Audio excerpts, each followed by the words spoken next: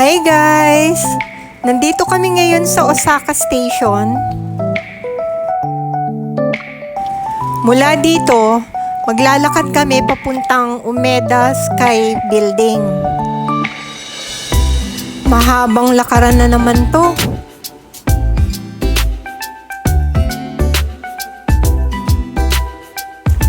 Eto na, nakasakay na kami ngayon sa high-speed elevator ng Umeda Sky Building.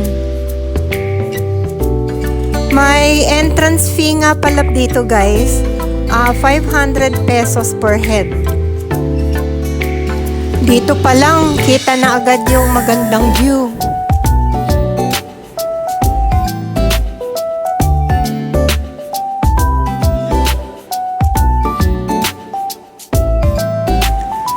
Pagdating ng elevator sa tuktok, lilipat ka naman ng escalator paakyat sa observation deck.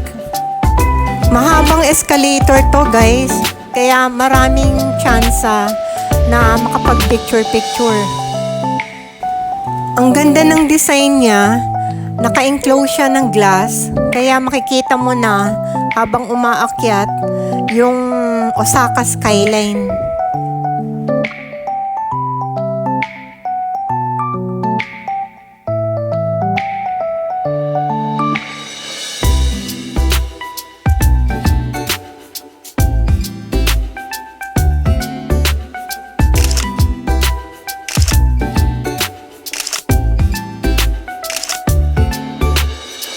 Pagbaba ng escalator, una mo makikita yung observation deck na enclosed. Makikita mo rin dito yung Osaka skyline ng 360 degrees, kaya lang may glass. Meron ding cafe dito, pwede kang kumain o mag-coffee habang ine-enjoy yung view. Sa taas nito, doon yung open air na observation deck. Sobrang ganda talaga dito guys.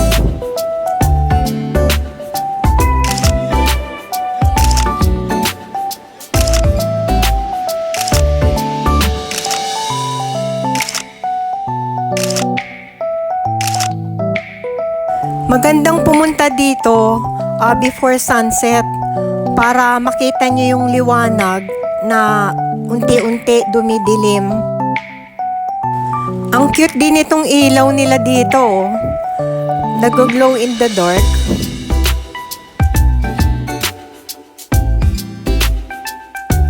Makikita dito yung escalator na sinakyan namin paakyat.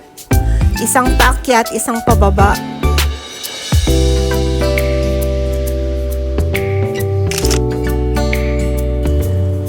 Ganda talaga.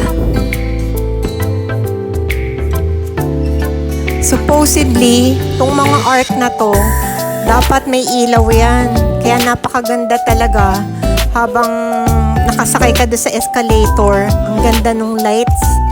Pero hanggang sa umalis kami, hindi pa siya binubuksan eh. Ewan kung may schedule o under maintenance. Kaya guys, pag napunta kayo ng Osaka, huwag nyo papalagpasin na hindi nyo makita to.